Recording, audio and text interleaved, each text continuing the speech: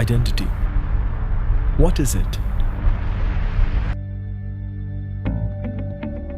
A label? Or is it sometimes a stigma? Is it your own perception of who you are, like a birthmark? Or is it something you tirelessly and thoughtfully craft into the many seasons of your life?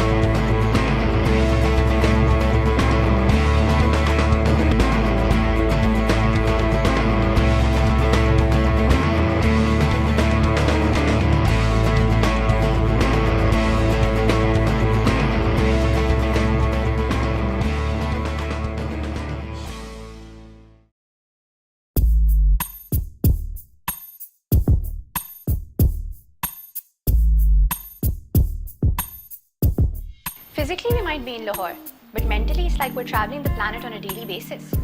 I'm working with designers in California, and my user interface design team churns out 2 to 3 deliverables that get evaluated in Silicon Valley every single day. I might as well be in the Rex room to these guys. Technology, stuff like Skype, IM, GChat, BBM, they really help us to keep in touch with our clients. We have millions of customers that are using our applications in over 100 countries. We're working very hard to put Lahore on the map. Nationalism was a concept born in Europe 300 years ago, when governments wanted to motivate their citizens for physical conquest over the other. But today, intellectuals like Kenichi Ohma, in his book The Next Stage, decry this outdated concept.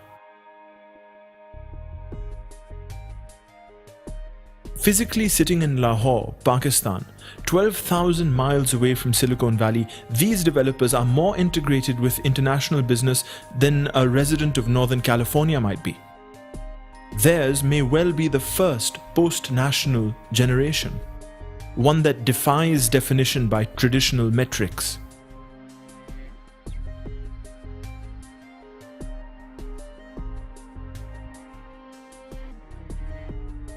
The fact that they are 2 oceans away from New York says nothing about them.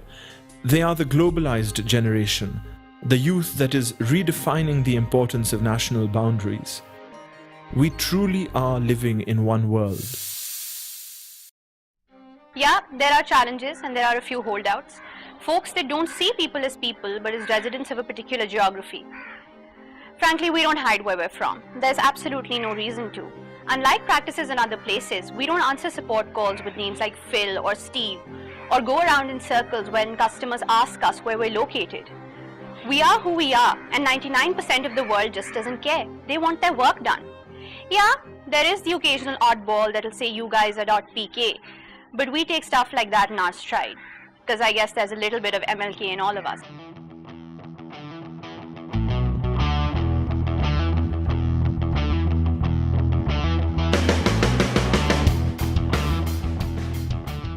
We're running 24/7. The business stays in full swing somewhere on the planet. And we're increasingly getting a global footprint. We're constantly trying to improve things. What might break, what we may fix before it breaks. It's all about customer expectations, and it's all about anticipation. Software is not just science, there's a lot of art to it as well. I mean, there are a dozen of intangibles. There's a whole workflow, how much the mouse has to move to get to the controls that are used every day, what palette goes with what kind of features, and so many other little details. And these all come into the creative process because it can't just be good, it has to be perfect. The information technology industry in Lahore is considered nascent by many. But few know that it's actually been around for over 500 years. Lahore was exporting the world's most advanced computing devices when Europe was still in its dark ages. A famed inventor and businessman, Allah Dad, ran a family business which designed and produced the world's most complex astrolabes.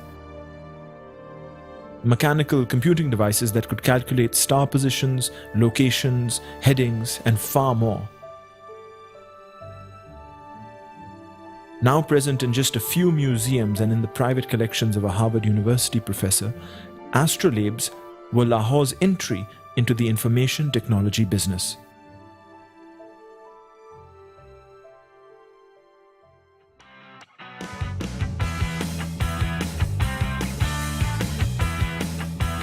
In many ways, it seems to me that I've got the hardest job at this company. See, we have got this perfect balance of ingenuity, hard work, innovation and commitment. And I consider myself as a gatekeeper who makes sure that we keep this magical formula going.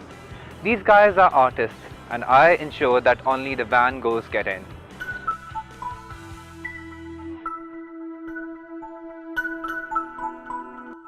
Software is perhaps one of the most complex of human endeavors. Millions of lines of code instructing processors, memory, and computer buses what to do. Intricately conceived automatic procedures to solve problems. The best software strives to know its user, to adapt itself to the user's needs and to a million other variables that may change in its environment. But software is also the future of humanity.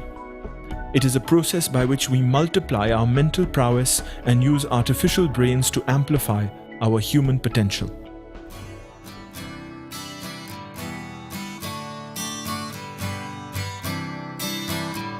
This is a noble pursuit, no doubt about it. We're passionate software people and we really honestly believe we're building a better world, one line of C# or Java at a time. We pore over our design, our user interfaces and our algorithms, and we try very hard to craft and not just blindly cobble. I went to UT Austin and one of the greatest computer scientists of all time, Professor Dijkstra, used to teach there before he passed away. He is legendary for having said, chisel your code into a stone tablet, put that amount of thought into what you're doing. When it isn't easy to erase your work, you will think twice before being careless. Well, we're not quite chiseling code into stone tablets here, but with the amount of work that we put into our code, we may as well be.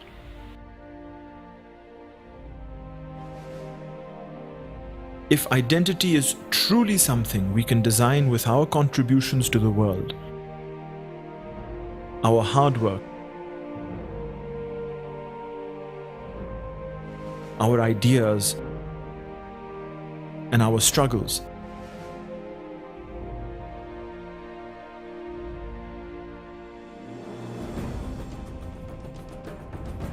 then these young people are doing their bit to redefine the unidimensional and largely false caricatures that have perpetuated over the last few years. The world will be a much better place if bright minds from its four corners connect, contribute, and enrich the tapestry of collective human experience. Our journey forward must be one that we undertake together.